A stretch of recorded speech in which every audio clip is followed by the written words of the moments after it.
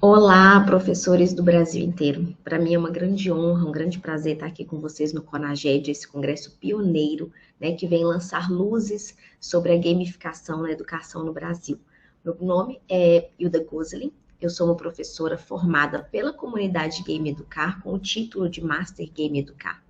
E além disso, tem um histórico longo com a educação. Eu comecei a dar aula de inglês quando eu tinha mais ou menos 15 anos de idade e após me formar na faculdade de Direito, passei a ser professora de ensino jurídico. Hoje eu sou professora também da pós-graduação em docência, né, do ensino jurídico e uma grande entusiasta da aprendizagem ativa e da gamificação. Sou servidora pública também e atuo como procuradora. Então, o meu ramo, ele é o ensino jurídico. Dentro dele, além de atuar como procuradora, eu trabalho como professora e como entusiasta e uma pessoa que aplica na prática, não é, a aprendizagem ativa e a gamificação. E hoje eu vou trazer para vocês um pouco sobre a aprendizagem ativa e onde que entra a gamificação nesse cenário. Como que a gente pode aplicar ambos, né? Utilizar metodologias ativas e inserir a gamificação na nossa sala de aula. Os meus exemplos, eles vêm da minha experiência, porque além de docente, eu fundei em 2015 o Núcleo de Aprendizagem Ativa, que tem um histórico muito bacana de aprovações na OAB, né, no exame de ordem, em concursos públicos, e migrei, né, com a pandemia do presencial para o online, tenho uma experiência bacana com isso também. E em 2019, eu lancei um aplicativo de celular, o Saber em Jogo, um aplicativo gratuito para iOS, Android, também para aplicar a gamificação com os meus alunos. Então, eu vou falar para vocês um pouco sobre isso, sobre essa experiência, dando dicas de como que isso pode ser feito por você, em qualquer nível de aprendizado, com qualquer tipo de aluno. Se no ramo jurídico, que é um ramo mais fechado, mais difícil da gente introduzir ideias novas, como aprendizagem ativa e gamificação, a gente conseguiu fazer isso com êxito, imagine em mentes mais jovens, mais abertas, mais dispostas a novidades, o que a gente não pode fazer, não é verdade? Então, em primeiro lugar, já que a gente vai falar sobre aprendizagem ativa, eu vou falar também sobre aprendizagem passiva. Mas adiantando, o que vem em seguida, depois a gente falar um pouquinho sobre isso, eu vou contar para vocês como que eu criei o NAT, em qual tipo de metodologia ativa eu me inspirei, tá? Já adianto que eu fui buscar lá em Harvard uma metodologia que deu muito certo e ainda dá até hoje. Vou trazer para vocês uma ferramenta incrível e gratuita que vocês podem utilizar em sala de aula para criar aulas interessantíssimas de aprendizagem ativa. E no final, a gente vai falar de gamificação como a cereja no topo do bolo. Combinado? Então, vamos lá. A aprendizagem passiva é essa aprendizagem tradicional, que eu e você provavelmente, né, tivemos quando éramos estudantes, alunos, e que a gente ainda utiliza com os nossos alunos. Está longe ainda o dia em que a aprendizagem passiva vai desaparecer por completo, né, do Brasil e que a gente vai substituir tudo com a aprendizagem ativa. É um sonho para mim. Se eu tivesse cursado, por exemplo, a escola ou a faculdade de Direito com aprendizagem ativa, tenho certeza que o meu aprendizado teria sido outro. Então, é algo que a gente pode fazer por essa e pelas próximas gerações. Mas ainda convivem, né? A aprendizagem passiva, ela convive com a aprendizagem ativa. A aprendizagem passiva, como o próprio nome diz, o aluno, ele é mais passivo. O professor, ele dá aulas expositivas, são as aulas que a gente tem costume de dar, não é verdade? O professor ainda é o centro do processo de aprendizagem. Ele está ali como detentor do conhecimento. Como o professor Eric Mazur, de Harvard, fala, o professor ainda é o sage on the stage, o sábio ali no palco, né? O detentor e o transmissor de todo o conhecimento. E o aluno, ele está ali colocado de forma mais passiva. Vocês podem perceber a dinâmica das cadeiras, né, das carteiras dispostas numa sala de aula normalmente em fila, direcionados ali para o professor, todo mundo com os olhos no professor. E o aluno, ele é um receptáculo daquilo. Ele recebe, né, de forma mais passiva, por mais que ele possa levantar a mão, tirar dúvidas, mas ele recebe de forma mais passiva a transmissão daquele conhecimento. A grande pergunta é, vamos fazer uma dinâmica aqui. Pense em algo que você faz muito bem. Não precisa ser algo necessariamente intelectual. pode ser trocar um pneu, jogar futebol, a cozinhar. Eu sei bordar, eu adoro bordar ponto cruz. E é algo que hoje eu considero que eu faço bem. Tocar um violão, enfim. Ou mesmo falar uma língua. E aí? Agora, pense um pouquinho comigo. Como é que você ficou bom? Como é que você ficou boa fazendo isso? Será que foi sentadinho ali numa sala de aula, recebendo aulas expositivas e depois simplesmente aplicando tudo aquilo e sendo bom naquilo? Não é verdade? Mesmo uma língua estrangeira, será que foi você sentado ali naquela sala de aula, recebendo as lições do professor? Eu imagino que não. Eu imagino que algo que você saiba fazer muito bem é algo que exigiu prática, exigiu que você colocasse a mão na massa, exigiu muitos erros antes de você encontrar muitos acertos.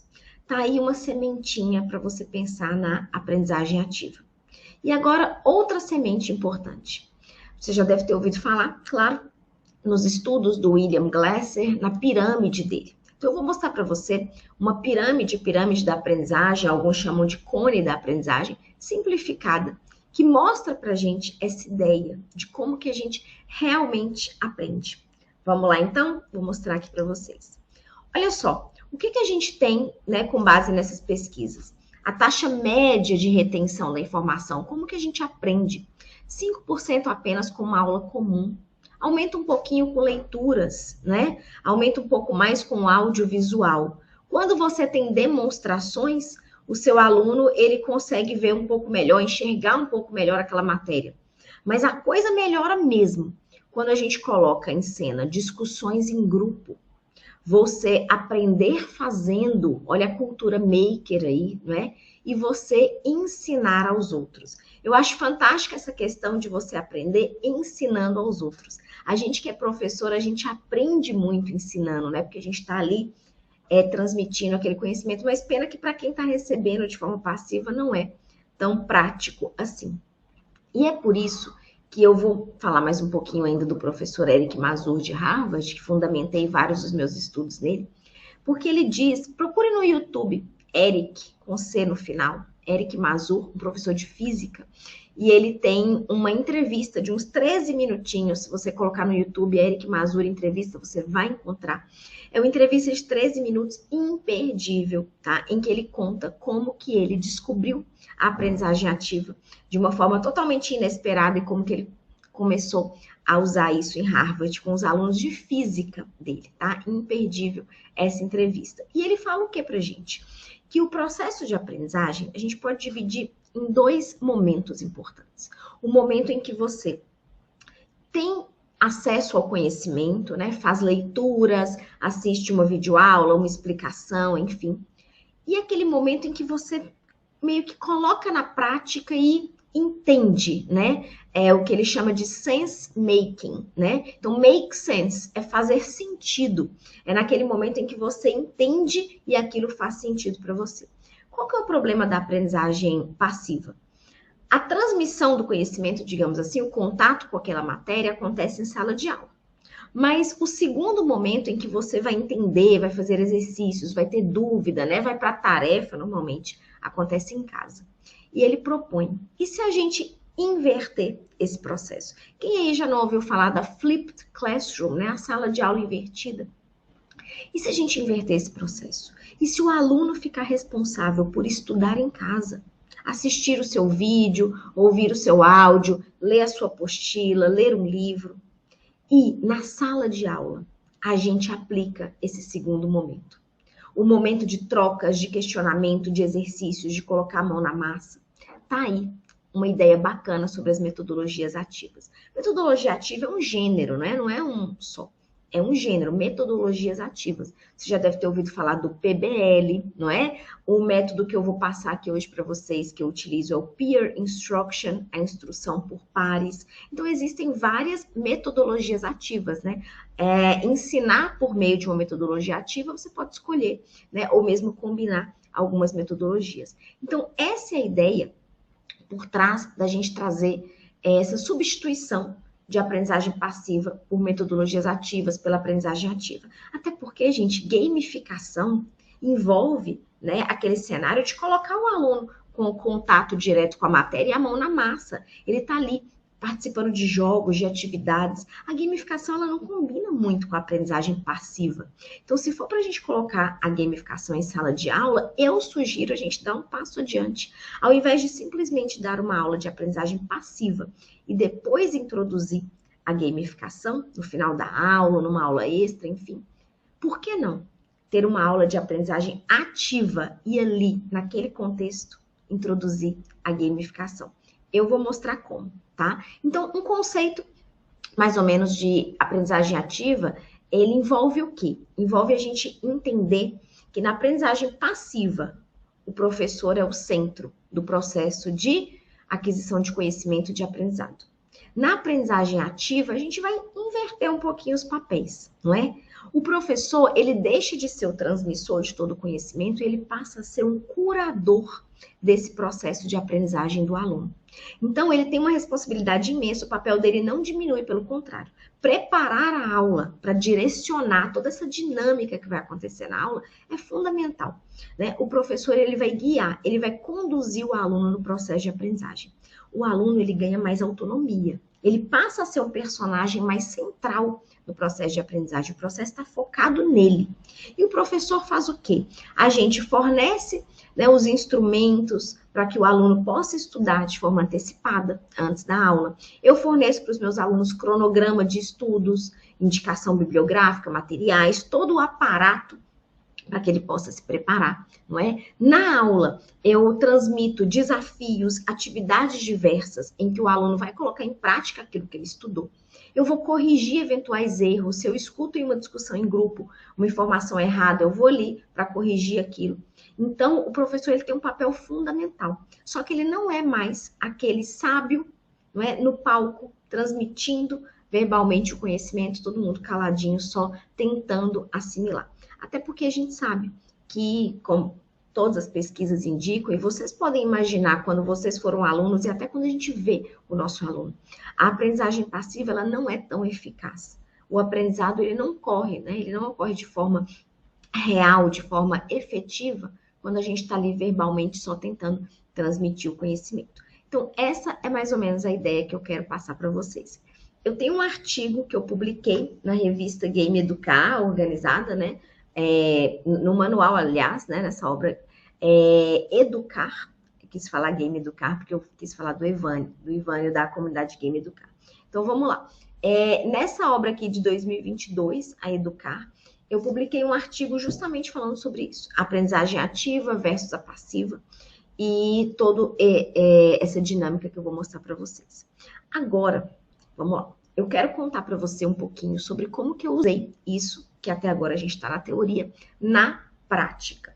Então, primeiro, me aprofundei nos estudos do professor Eric Mazur, que eu mencionei para vocês, né, um professor de física em Harvard, e ele descobriu uma das formas da gente trazer a aprendizagem ativa, uma das espécies de metodologias ativas, o peer instruction, a aprendizagem por pares. Ele percebeu que, por mais que ele se esforçasse, os alunos não estavam efetivamente aprendendo. E num belo dia, como num ato de desespero, né, que ele explicava, exemplificava, demonstrava no quadro, e os alunos não compreendiam, ele disse, olha, eu vou ali pegar um café e vocês discutam entre si. Tentem discutir entre si a matéria que eu já volto. Ele falou que nunca viu algo igual, né? Numa sala de 200 alunos, todo mundo começou a conversar ao mesmo tempo, aquela confusão, e de repente o semblante dos alunos começou a mudar, né? Os olhinhos começaram a brilhar. Aquela sensação de, entendi, eureka, é isso então? E aí ele voltou para a sala de aula e percebeu, né, que provavelmente, qual que é a probabilidade, matematicamente falando, né, de alguns alunos terem entendido o que ele tinha falado e outros não. Então, ele imaginava que pelo menos metade da sala, né, matematicamente aí calculado por ele, teria entendido a matéria. Outra metade, não. E o que ele percebeu? Se eu coloco um par, né, porque a ideia que ele traz para a gente do peer instruction é da instrução do aprendizado por pares, da discussão em grupo, né, de um aluno ensinar para o outro. Então, qual que é a ideia? Se João entendeu a matéria e Maria não entendeu, O professor Eric chegou à conclusão que era mais fácil que João conseguisse explicar a matéria para Maria do que o professor Eric ali em frente à sala. Por quê? Olha, eu achei super interessante isso, tá? O professor traz a ideia de que existe uma figura chamada a maldição do conhecimento. Pensa agora e reflita comigo se você sofre da maldição do conhecimento. Às vezes, nós, professores, que já nos aprofundamos tanto em um conteúdo, a gente entende profundamente aquele conteúdo, nós não temos mais dificuldade com aquele conteúdo, a gente se esquece um pouco das dificuldades que alguém que está aprendendo aquilo pela primeira vez tem, certo? Então, por exemplo, quando eu vou dar uma aula de direito, eu não me preocupo em ensinar para o meu aluno a diferença entre uma súmula, uma jurisprudência, um precedente judicial, digamos assim. É algo que para mim está muito claro. Mas que para o aluno iniciante aquilo não está claro, e se não ficar claro, ele vai ter muita dificuldade em entender o conteúdo. Então é a mesma coisa. Um aluno, ele não sofre, né, dessa maldição do conhecimento, the curse of knowledge, como diz o professor Eric Mazu. Então, ele consegue identificar, já que ele também está naquele mesmo nível, as dificuldades que o outro aluno do mesmo nível, né, de aprendizado dele tem. Então, eles falam ali a mesma língua. Um consegue exemplificar para o outro. E aí, permitindo que isso fosse feito, né, o professor Eric descobriu que seria interessante utilizar essa metodologia e evoluiu para que isso tivesse todo um método. Em Harvard, eles usam um aparelhinho chamado clicker. Parece um controle remoto de televisão, de ar-condicionado, que tem as opções, né, letra A, B, C, D, E, para o aluno votar quando o professor apresenta uma questão. Então, aplicando aí a aprendizagem ativa, o aluno teria que estudar em casa antes, vir para a aula, o professor aplicaria as questões, os alunos votariam pelo clicker.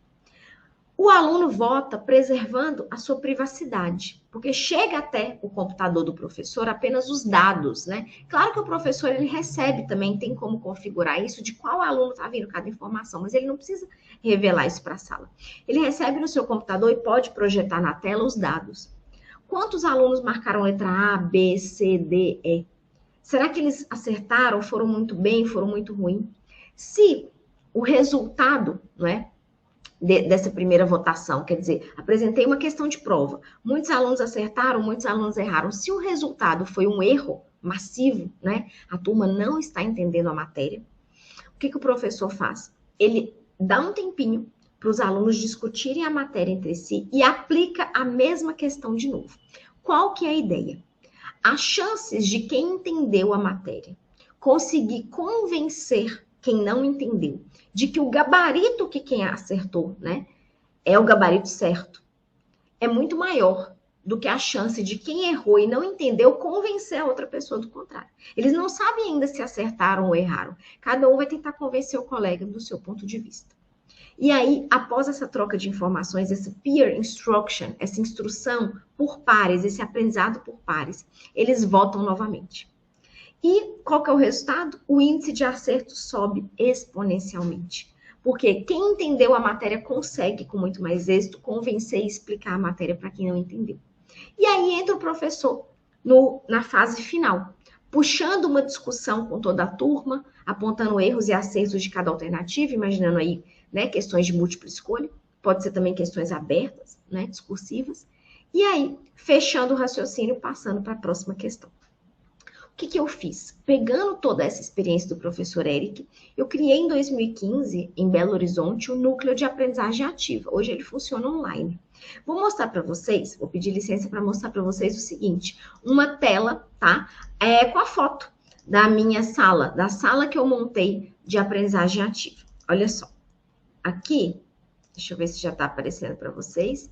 Olha só essa turma. Eu tenho aqui, tá vendo a plaquinha lá no fundo, NAAT, Núcleo de Aprendizagem Ativa, e uma sala, ainda sem alunos, pronta para receber os alunos. A gente colocou mesas, né, ovais, com cadeiras confortáveis, giratórias, em que o aluno pudesse sentar com diversos grupos e discutir a matéria, ok? Então, essa é a ideia. Se você não tem uma estrutura, não pode montar uma sala específica no seu curso, você pode organizar as carteiras de forma que os alunos formem duplas, formem grupos, ou a pessoa pode conversar com o aluno que está do seu lado. É só uma ideia de como que a gente pode organizar um ambiente propício para esse tipo de atividade. E aí, o que eu passei a fazer? Início, né, do ano letivo, passava um cronograma para os alunos. Cada aula nossa tem um tema específico e você deve estudar esse tema específico antes da aula. O que os alunos me relataram, né? Que isso fez com que eles se comprometessem muito mais com as aulas. Por quê, gente? É muito simples. Eu vou chegar na aula, eu vou ter que participar. Eu vou passar vergonha se eu não souber nada. Primeira coisa que eles me relataram. Os alunos mais tímidos, eu nunca exigi que eles participassem como os demais. Eu creio que é importante a gente respeitar também o estilo de cada aluno. Porque o aluno mais tímido, ele vai continuar participando da atividade, né? Ele vai continuar marcando lá a alternativa. Ele vai ouvir a discussão em grupo, ele vai falar um pouquinho se ele se sentir confortável. Quando eu puxar a discussão completa para a sala de aula, se ele não quiser falar, ele não vai falar. Mas com certeza, ele vai ser muito mais inserido nessa dinâmica de aprendizagem se ele tivesse numa sala de aprendizagem passiva. E os alunos mais tímidos me relataram que algo mudou neles e na forma deles aprenderem e se relacionarem com os alunos à medida em que as aulas iam acontecendo. Então era isso, a gente tinha um cronograma para o semestre e os assuntos estavam pré-determinados. Como eu já falei com vocês, a minha área é uma área jurídica. Então eu trabalhava com alunos, né, ainda trabalho, que se preparam para o exame de ordem, para concursos públicos. São alunos que estão na faculdade de Direito ou já se formaram e são alunos adultos. Esse é o meu perfil de estudante. Mas eu imagino que com a sua criatividade, buscando, né, as orientações corretas, você vai conseguir adaptar isso para o seu ambiente escolar. Acredito muito nisso, porque a aprendizagem ativa é adotada hoje, né, mundialmente em todas as esferas de ensino. Então, é isso. O aluno chegava pronto para estudar comigo. Mas como que eu apresentava para ele os desafios, as dinâmicas? Aí que vem a dica que eu prometi para vocês. Um aplicativo gratuito que você pode usar na sua sala de aula. Esse aplicativo demanda que você tenha internet em sala de aula e que seus alunos também. Mas olha, se você não usar esse aplicativo, é possível também fazer essa dinâmica, tá? Então, desde já, eu creio que toda dinâmica, grande parte delas, pode ser utilizada sem a internet, sem o uso de recursos tecnológicos, basta a gente usar a criatividade. E eu já apliquei isso sem recursos tecnológicos, não sem um computador, mas sem internet, com certeza, e vou mostrar para vocês. Um professor que não tem internet em sala de aula, mas ele tem um retroprojetor, ele tem cartazes, ele tem qualquer coisa em que ele possa fixar no quadro a questão, né, que vai ser debatida, e ele pode entregar para os grupos plaquinhas, para os grupos levantarem as plaquinhas, né? De A, B, C, D, E, de verdadeiro ou falso. Isso já resolve, tá? Você apresentando a questão em grupo para a turma, né? E permitindo que cada dupla ou grupo se manifeste por meio de uma plaquinha, por exemplo, isso já resolve a falta de internet, de um recurso tecnológico, tá? Então, eu vou apresentar para vocês como seria com a internet. Quero que vocês conheçam, quem não conhece ainda, vou apresentar aqui a tela para vocês, o Socrative, tá? É um site gratuito, claro que ele tem a versão premium, mas você só assina se quiser, se precisar, não vejo necessidade. Ele vai aparecer em inglês, mas eu vou te mostrar como você vai colocar ele em português.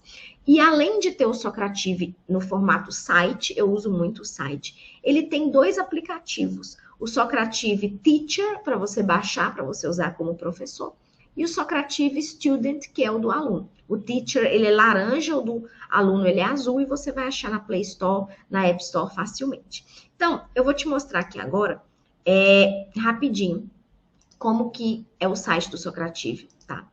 Eu já estou logada, então vou te mostrar aqui, tá vendo? Eu já estou logada no site. E o que eu tenho para te mostrar? Aqui em cima você vê o nome da sala, né? Conaged, eu coloquei de propósito. Mas tá vendo no canto superior direito? O que você tem aqui no canto superior direito do Socrative? Aparece o meu nome, Hilda. Se eu clicar, tem aqui o perfil. E no perfil, tá? Tem aqui dados demográficos. Eu escolhi o idioma português, tá? Ele vai começar em inglês, o site vai aparecer em inglês, mas você pode escolher o idioma português. Então, aqui no cantinho da tela, olha, clicando em perfil. Então, você vai chegar e você vai criar uma conta no Socrativo, como você cria uma conta no Gmail, por exemplo. E depois você vai fazer login, sempre com o seu login e senha. E assim que você entrar, você muda aqui para o português. Como que é a página inicial do Socrativo e como que eu uso ele, tá? Primeiro eu quero falar para você um pouquinho como que eu uso essa ferramenta. Vou dar várias dicas e desde já eu me disponibilizo para te ajudar, para trocar ideias sobre essa ferramenta incrível. O meu Instagram é @hilda.gozelin, que é o meu nome, ponto, meu sobrenome, e o meu e-mail, hildagozelin@gmail.com. A gente pode entrar em contato, eu estou à disposição. O próprio Socrativo, ele vai ter tutoriais no YouTube. E eu achei muito fácil. Eu aprendi a usar sozinha, só mexendo, fuçando aí nos botõezinhos. Mas antes de mostrar a ferramenta, eu quero dizer para vocês como que eu aplico em sala de aula. Então, o meu aluno já estuda antes e eles não chegam atrasados, sabe por quê? A primeira atividade da aula já é o quê? Uma questão de prova que eu lanço. Chegou atrasado, já perdeu a primeira questão. Uma coisa interessante, no Socrativo, o aluno, você pode escolher se ele vai ter que fornecer o nome ou não, certo? Então, fica a seu critério. Se ele fornecer o nome, isso é muito bom. Você pode aplicar provas, você pode dar notas, né, com base na participação. E o nome dele não aparece para os colegas, tá? E você pode gerar, inclusive, depois eu vou mostrar um relatório com o que o aluno fez, a nota dele, um relatório individual, você pode mandar para o aluno. Agora, algo muito interessante. Nas minhas atividades, eu permitia, como eu não estava lançando nota nem nada, eu permitia que o aluno criasse um apelido. E aparecia todo tipo de apelido. Pato, Donald, o que você imagina. Que o aluno criasse um apelido para que nem eu soubesse quem era ele. Por que que isso me facilitou? Quando eu quis compartilhar os relatórios dos alunos, como o nome dele não estava lá exposto, eu simplesmente criei uma pasta no Google Drive, coloquei todos os relatórios lá e liberei o link para os alunos. Eu não precisei mandar para um por um, porque todo mundo podia acessar aquela pasta porque os alunos não estavam identificados. Da mesma forma, o Socrativo, ele libera para você uma planilha depois, muito legal, quando você termina a atividade, que você vai exportar os resultados, uma planilha com o nome de todo mundo, percentual de acerto. Cada questão que você aplicou, quem acertou e quem errou. E além disso, quem errou, qual letra marcou. Então imagine uma questão com A, B, C, D. O gabarito é a letra B. Quase todo mundo marcou a letra A. Isso me ajuda muito a identificar o erro deles, onde está a falsa percepção dos meus alunos sobre a matéria, onde que eles estão errando. Eu descubro, inclusive, qual alternativa eles marcaram. Então, como eu queria compartilhar essa planilha com o grupo, o fato de ter os apelidos me facilitava, porque aí todo mundo podia ter acesso. Se você pedir o nome do aluno e mesmo assim quiser compartilhar essa planilha, basta fazer o download dela, excluir a coluna de nomes, né, e compartilhar, é outra opção. Então fica aí a dica para você exigir ou não o nome verdadeiro do aluno e as possibilidades são várias. Muito bem. Então o aluno chegava na minha sala de aula, né, no encontro da turma do NAT, e já tinha uma questão esperando por ele. Na versão gratuita do Socrativo, você dá um nome para a sua sala. Vocês viram que eu dei o nome CONAGED para minha sala. E você tem que informar para o aluno qual é o nome da sala. Porque pense, o seu aluno está entrando numa sala de aula virtual. Se ele colocar o nome de outra sala, ele vai entrar na sala de aula de outro professor. Tanto é que uma sala nunca pode ter o nome de outra igual. Se você tentar colocar o nome de uma sala que já existe, que outro professor do mundo já está usando, ele vai barrar e vai pedir que você escolha outro nome, tá? Não tinha ninguém usando ainda o nome CONAGED para criar uma sala no Socrativo, por isso que eu consegui criar. Então, o aluno, ele faz login, né, como aluno, ele vai ter que colocar só duas coisas, tá? Quando ele clica lá para entrar como aluno no site do Socrativo, ele vai ter que colocar o nome da sala que você fornece para ele. E depois o nome dele, caso você, nas configurações de professor, tenha exigido o nome para a atividade. Então, é muito importante. O que eu faço? Deixo escrito no meu quadro, né, o nome da sala. Hoje a atividade é com esse nome da sala. Ou mando no grupo do WhatsApp, do Telegram. Então o aluno entra e caladinho, todo mundo em silêncio, esse é o primeiro momento. O aluno faz a atividade dele. Feita a atividade, eu no meu computador, o professor consegue controlar quantos alunos estão acessando o site ou aplicativo do Socrativo naquele momento na sua sala e quantos alunos já marcaram a opção. Então, às vezes aparece lá 20 alunos, 15 já marcaram. Eu não sei quem não marcou ainda, mas eu consigo falar, gente, olha lá, hein? faltam só 5 alunos, o tempo está acabando. Você que determina o tempo que eles terão para resolver cada questão. Isso é bem bacana. Uma dica, se o aluno sai e entra de novo, computa 2 vezes. Então, nem sempre, se falar que tem 30 alunos na sua sala, nem sempre tem 30. Isso aí você vai percebendo ao longo do tempo, ok? Com o uso do Socrative. Então, os alunos terminaram no tempo que eu avaliei. O que eu posso fazer? Eu posso usar o método original do Eric Mazur ou adaptado. Vou mostrar os dois para vocês. Como é que é o método original? Eu já contei, né? O professor clica no computador dele para ver quantos acertaram e quantos erraram. Tem um botão lá, como nos saímos? O professor clica para ver. E aí, o que acontece? O professor vê se a maioria acertou ou errou. Se a maioria acertou, o professor puxa uma discussão global com a turma toda para acertar as arestas ali, né? Aparar as arestas daquela questão de eventuais dúvidas, já segue para o próximo, porque todo mundo tá ok, tá sabendo a matéria. Se a maioria errou, aí o que o professor faz? Permite que os grupos discutam entre si sem saber o gabarito ainda. E só depois pede, né? O professor vai pedir para eles votarem de novo, para ver se o índice de acerto aumentou. E aí sim puxa a discussão com o grupo. Nesse caso, o seu retroprojetor, se você estiver projetando a sua tela do computador, tem que ficar desligado. Senão, na hora que você clica para ver o resultado, na sua tela, os alunos vão ver projetado, né? Na sala de aula, é o gabarito. Agora, um método adaptado, se você quer resolver mais questões e tem menos tempo, isso às vezes acontece comigo numa sala de um preparatório para a OAB, que a prova está chegando e os alunos estão numa dinâmica mais acelerada. O que eu posso fazer? Eu posso fazer uma adaptação, tá? Eu aplico a questão, ninguém sabe o gabarito, todo mundo marca, né? O Socrative, ele vai substituir aquela ferramenta que os alunos de Harvard têm, que é o Clicker, que é um aparelhinho caro. A gente vai fazer tudo de graça aqui nesse site. Então, todo mundo marca a resposta. E aí eu crio um grande momento de suspense e de emoção em sala de aula. Eu falo, gente, vamos ver então como que a gente se saiu? A minha tela, né, tá projetada lá no quadro. Na hora que eu clico para ver como que a gente se saiu, imediatamente a tela se ilumina. Se é uma questão de verdadeiro ou falso, a alternativa, que é o gabarito, fica iluminada de verde até o percentual de acerto. Por exemplo, teve 70% de acerto, fica a barrinha 70% verde.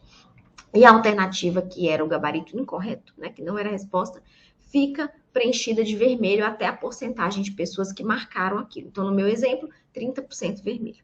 Se tem 100% de acerto, fica 100% iluminado de verde, a turma vibra, grita, nossa, 100% de acerto, é muito legal. Eles já viram o gabarito, certo? E aí eu permito uma discussão em dupla, ou em pares, né, em duplas ou em grupo, como a sala de aula que vocês viram. Vou passando entre os grupos, ouvindo, não é, os argumentos, vou indagando, cutucando ali, cutucando aqui, corrigindo alguma coisa errada que eu vejo, né, que eles estão falando que não era o gabarito e por aí vai. E aí, encerrado esse momento de discussão, eu que analiso, né, e determino o tempo que eles vão ter para isso, eu puxo uma discussão da sala de aula toda, né? Mesa número 1, por que a letra A está errada? Por que a letra B é o gabarito? Ou se for certo ou errado, né? E aí todo mundo compartilha. Gente, a informação, o conhecimento gruda na cabeça do aluno. Isso não sou eu que estou falando, são os meus alunos, por meio dos feedbacks que eles me passam, de quem fez turma comigo. Anos depois, eles lembram da matéria como se fosse hoje a aula. Isso é realmente incrível. Então, terminou, já lança mais uma questão. Então, a sua aula é isso, é você preparar as questões que você quer aplicar, tá? E como numa aula de 4 horas, que é uma manhã inteira, né, uma noite inteira, eu costumo aplicar com qualidade, tá? De 15 a 20 questões, para um aprofundamento, para a gente poder aprofundar aquele assunto, todo mundo participar, todo mundo falar. E aí vai da sua turma, né? E da complexidade da matéria que você está trabalhando. Um número maior de questões ou um número menor. Algumas dicas, né? Pedagogicamente falando, eu acho que é interessante que as questões, elas têm uma ordem de raciocínio. Então, eu pego a matéria e eu organizo as questões que eu vou trabalhar numa ordem. De jeito que da primeira até a última questão passa um filme na cabeça deles com a matéria. Outra coisa que eu faço, antes do encontro, eu disponibilizo uma lista de desafios. São perguntas para eles pensarem sobre elas, é como se fosse um roteiro de estudos. E ali, entre uma questão e outra, eu pergunto, desafio número 1 da lista, o que é isso? Quem pesquisou? Porque às vezes, nem sempre, todas as questões que eu vou mostrar, né? Às vezes questões de Enem, né? Ou às vezes questões de português, de matemática, enfim, que você escolha. Às vezes nem todas as questões, elas trazem tudo que você quer explorar daquele assunto. Então, os desafios que eles pesquisam, que você pergunta aleatoriamente no meio da aula, eles meio que preenchem essas lacunas de temas que eventualmente as questões não trouxeram. E para ajudar e fixar mais ainda, o que eu faço? Tarefa. Eu lanço no Socrative uma tarefa para os alunos fazerem em casa. Então, qual que é o meu lema? Sala de aula, qualidade. Tarefa, quantidade. Na sala de aula, eu seleciono a dedo as questões que cada uma vai simbolizar uma parte da matéria que eu quero mostrar. Então, eu consigo mostrar a matéria toda. Eu não repito questões, né, parecidas, né, similares. Mas na tarefa, eu coloco uma quantidade maior de questões e aí eu permito que haja repetição justamente para eles treinarem mais ainda. Mas o treino principal, ele aconteceu já na sala de aula. Deixa eu mostrar para vocês aqui o Socrative. Olha só. Aqui eu já estou dentro, tá? Eu estou logada no Socrative. O que é importante você saber? Quando você clica aqui em salas, é aqui que você escolhe o nome da sua sala. Eu escolhi Conaged, eu posso escolher aqui esse lápis, não é? E alterar o nome da sala. Se eu clicar em testes, gente, olha o tanto de teste que eu já criei aqui. É muito teste, tá? Eu vou escolher qualquer teste aqui, olha. Imunidades tributárias. Aí aparece o meu teste. Eu posso, vamos colocar aqui, vamos editar esse teste lá no final. Eu posso acrescentar uma questão de verdadeiro ou falso. Eu escolho o gabarito. Escrevo aqui qual vai ser a questão. Posso colocar negrito, itálico. Posso acrescentar uma imagem, tá? Posso colocar um comentário aqui embaixo. Que eu vou excluir aqui só para vocês verem.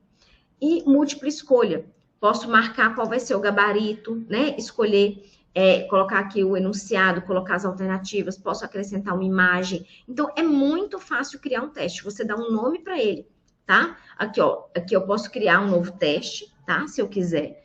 E você dá um nome para ele e ordena as questões. Aí eu quero trocar uma questão de ordem, olha, eu posso subir essa questão. A questão que era 2 virou a 1, né? Eu posso trocar as questões de ordem, posso apagar uma questão, é muito tranquilo, tá? Então, mais uma vez, eu tô aqui em testes. Vou sair sem salvar. Tá vendo aqui no cantinho? Adicionar. Eu posso adicionar no canto direito aqui um teste novo, ou eu posso importar um teste. Importar um teste, ele pode vir ou do Excel, ou ele pode vir de outro professor. Cada teste no Socrative tem um código, outro professor pode me passar o código dele, eu posso trocar com professores os testes que a gente cria no Socrative. Então, os testes aqui é a minha biblioteca, como o próprio nome diz aqui, ó, biblioteca. Eu tenho aqui a minha lista de testes já criados, tá? A minha biblioteca. Na sala de aula, eu crio o nome da sala, que é esse nome que eu vou passar para os alunos, para eles poderem entrar. E aqui, em iniciar, eu vou aplicar um teste na sala de aula. Então, olha só, eu vou clicar em teste. Vamos colocar aqui, eu vou escolher um teste aleatório. Entrada em vigor de uma nova Constituição, que eu ensinei para os meus alunos. Em 20 de março de 2022, né, eu alterei esse teste. Então, vamos lá. Assim que eu escolhi o teste, eu clico em próximo. Pessoal, aqui é que está o pulo do gato, tá? Então, muita atenção. É na hora de aplicar o teste que você escolhe a modalidade. Tem 3 modalidades. A modalidade que eu uso para tarefa não é a mesma modalidade para sala de aula, para vocês terem uma noção. Então, vamos lá. Aqui, controlado pelo professor é a modalidade que eu escolho quando eu quero fazer uma atividade em sala de aula, porque eu que passo as questões, uma após a outra. Eu posso exigir ou não o nome dos alunos, e eu acho muito importante isso aqui, ó, mostrar o feedback da pergunta para o aluno e mostrar a nota final. Muito cuidado, que mostrar o feedback significa que quando o aluno resolve a questão, ele já vê o gabarito. Então, para aquela primeira forma do Eric Mazur, eu não posso mostrar. Tá? A nota final é quando ele termina toda a aula, ele vê a porcentagem de acerto. Então, eu costumo mostrar o feedback para ele saber se ele acertou ou errou e a gente passar para a discussão, ok? Quando eu dou uma tarefa, eu coloco no feedback instantâneo, porque ele que coloca o ritmo em que ele vai resolver as questões. O próprio aluno vai passando uma questão após a outra, tá? Abrir a navegação é na forma de simulado. O aluno navega pelas questões, resolvendo na ordem que ele quer e no final ele submete todo o simulado. Se for para dar nota, se for para prova, eu sugiro isso aqui, ó, embaralhar perguntas, embaralhar respostas, porque vai ficar bem mais difícil para o aluno, ok? Então, basicamente, uma visão rápida das principais ferramentas do Socrative. Você vai fazer uma aula de aprendizagem ativa fantástica.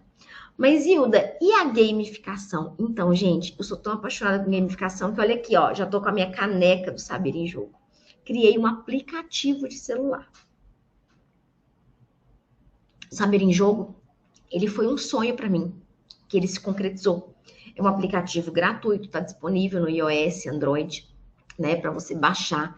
Hoje, ele tem só área jurídica. Muito em breve, ele vai ter muito mais. Então, eu coloquei ali elementos de gamificação. Ali, o Saber em Jogo tem a sua própria moeda, que são os Sapiens. Ele tem as vidas, porque o usuário precisa de uma vida para iniciar um treino ou jogo. Ele tem conquistas, aqueles emblemas, sabe? Se ele acerta 100 questões seguidas, ele ganha uma conquista. Aí aparece um pop-up na tela dele com um presentinho, ele ganhou um pacote de Sapiens. Então tem várias conquistas para ele maratonar, desafios diferentes. Tem uma conquista, por exemplo, que é o jogador acelerado. Ele resolver tantas questões em menos de 2 minutos cada. Por quê? As provas que eu aplico para os meus alunos de concurso OAB tem uma média de 3 minutos por questão para ele conseguir fazer a prova. Então, para ele é importante. Eu pensei em ferramentas que são importantes para os meus alunos. Ele pode escolher o jogo ou o treino. O treino é muito legal, porque ele resolve questões de forma ilimitada, uma atrás da outra. E tem os boosters, né, que são cartas na manga ali, superpoderes, que ele pode usar durante o treino dele. E são estratégias para ele acertar as questões e também para ele desbloquear as conquistas. Por exemplo, tem um booster, né, que é para você apostar. Então, olha que legal. O aluno, ele estudou muito uma matéria e ele está assim, confiante que ele estudou, porque o aplicativo ele tem um filtro, você escolhe OAB ou concursos, você escolhe a matéria, né, a disciplina, dentro da matéria você escolhe o assunto, em breve vai ter o Enem também, totalmente gratuito. Então, vamos supor, eu tenho assim, tô muito segura que eu estudei português, né, eu vou arrasar em português para o Enem, né, que é uma coisa que a gente vai introduzir agora no aplicativo. Então, tem um booster que eu vi a questão, eu falei, eu sei essa resposta. Eu clico no booster de apostar. Ele vai consumir uma moedinha, né, do dinheiro do jogo, que são os Sapiens. Mas se o aluno acertar, ele ganha Sapiens em dobro. Então, ele vai acumulando dinheiro no jogo para ele fazer outras coisas. Então, isso é a gamificação, elementos de gamificação, né? Tem o jogo que ele tem que acertar um percentual X, senão dá game over, né? E tem um booster para ele recuperar saúde, para ele conseguir completar o jogo dele. Porque tem conquistas atreladas a isso, né? Vencer tantos jogos de forma consecutiva dá para ele uma conquista. Então, é você gamificar o estudo. E aí, o que acontece? Quando ele termina o treino ou o jogo, aparece uma tela, que é uma tela de resultados, certo? Então, o que eu faço? Eu peço print dessa tela. Ali tem o nome do aluno, quanto tempo ele demorou para resolver a atividade, quantas questões ele acertou, quantas ele errou, quantos boosters ele usou. E aí, eu lanço desafios para os meus alunos. O desafio hoje é resolver tantas questões do assunto X em menos de tanto tempo. Todo mundo vai fazer, na verdade, e me mandar os prints. E eu tenho uma planilha que é compartilhada com eles, em que eu vou alimentando essa planilha e o ranking vai se alterando. A cada mês, né, tem quem está no topo do ranking, quem não está. Você pode pensar em premiações. Então, é muito legal. Esse aplicativo hoje para a área jurídica, né, está em expansão. E você pode usar, gente, assim, você pode usar inúmeras formas de criar um ranking, de criar emblemas, né, que são as conquistas, os badges. Você pode usar vários elementos da gamificação na sua aula. E onde que entra aí, ó, a aprendizagem ativa e gamificação? Vou contar para você o que eu faço no NAT. O primeiro encontro é de aprendizagem ativa. Então, vamos lá. Essa semana, inclusive, eu estou organizando um que é sobre o tema intervenção federal, que eu ensino para os meus alunos, que está, né, na Constituição da República. Então, os meus alunos têm que estudar o tema intervenção federal. Preparei uma apostila para eles, preparei várias dicas, preparei listas de desafios. Então, está todo mundo estudado? Ok, a gente vai se encontrar. Já coloquei as questões, alimentei umas questões muito legais ali no Socrative. Estou pronta para aplicar a atividade para os meus alunos do Socrative. Então, eles vão passar uma noite comigo, resolvendo questões e debatendo. No Google Meet, vai ser online. Eles pedem a palavra, às vezes eu coloco discussões no chat. Eu falo, pessoal, votem rapidinho, letra A ou letra B. Coloco um desafio e no chat eles compartilham. É bem democrático. depois de uma noite, né, fazendo um encontro aí de aprendizagem ativa, os meus alunos vão receber 2 tipos de tarefa. Uma tarefa vai ser uma bateria de questões no Socrative para eles resolverem em casa, tá? Depois eu envio para eles o relatório que o Socrative gera com o resultado de cada um. E as outras tarefas já são em forma de jogos, em forma de games. Então, eu coloco metas que eles têm que atingir no Saber em Jogo, tá? Que eles vão ter que realizar no Saber em Jogo. Coloco desafios diferentes para eles. E eu lanço outros desafios e outros jogos também, tá? Numa outra oportunidade, se eu puder, eu ensino, eu troco dicas com vocês de vários jogos que a gente pode criar usando o Word, usando PDF, usando coisas simples, né? Com que a gente aprende ali na comunidade Game Educar para os nossos alunos. Então, vai de tarefa, uma bateria de jogos. E aí a gente tem um segundo encontro, em que eu vou premiar quem se deu bem nos jogos, que aí eu já tenho um ranking, né? Já recebi as tarefas deles. E eu vou fazer um encontro ao vivo, online, né? De jogos, porque existem jogos que cada um pode fazer sozinho, né? E existem jogos que eles precisam de sincronicidade. Um jogo de tabuleiro em que as equipes estão ali comigo, né, disputando. Então, eu utilizo algumas ferramentas gratuitas, todas gratuitas, na internet, alguns sites, para realizar jogos, né, como passo repassa, jogo de tabuleiro, com os meus alunos que estão online comigo. Então, eles têm uma noite de aprendizagem ativa estudando antes, colocando a mão na massa. Tarefa com jogos e um encontro online de jogos. A aprendizagem ativa e gamificação é algo que para eles vira um aprendizado síncrono. Tá tudo ali, né, misturado. Eles vão se mergir, né, se mergir. Então eu tenho ali uma atividade totalmente conectada com a outra. Eles já não sabem onde começa a aprendizagem ativa, onde que começa e termina a gamificação. Eles estão ali envolvidos, colocando a mão na massa, né, envolvidos com as atividades que têm gamificação, que têm elementos de jogos e aprendendo a matéria que é importante, que é essencial para eles. Então, eu espero que vocês tenham gostado dessa demonstração da aprendizagem ativa com a gamificação. Foi uma breve demonstração, porque, né, espero que tenhamos outras oportunidades de nos encontrar na comunidade Game Educar, né, nos congressos, nos cursos aí, Brasil afora, focados na gamificação, porque realmente é muito bacana a gente trocar ideia, trocar ferramentas. Eu estou disposta também a aprender, a pegar várias ideias com vocês. Eu acho que esse é o caminho. E não deixem, tá? Se conhecerem pessoas que estão no ramo do ensino e do estudo jurídico, de baixar ou indicar o Saber em Jogo. Ele foi feito com muito carinho, né? Muita dedicação para fornecer essa ferramenta aí de gamificação para os alunos. Podem me seguir, hilda.goselin no Instagram, hildagoselin@gmail. Se precisarem trocar uma ideia particular também, envie e-mail. Participem da comunidade Game Educar, que para mim foi um divisor de águas e eu tenho certeza que para quem é entusiasta da gamificação faz a diferença. E qualquer coisa a gente vai se encontrar por aí. Espero que participem e aproveitem bastante esse congresso, algo muito singular, algo muito especial, preparado pelo querido professor, né, Ivânio Dickmann e a sua equipe. Um beijo grande, até a próxima, pessoal!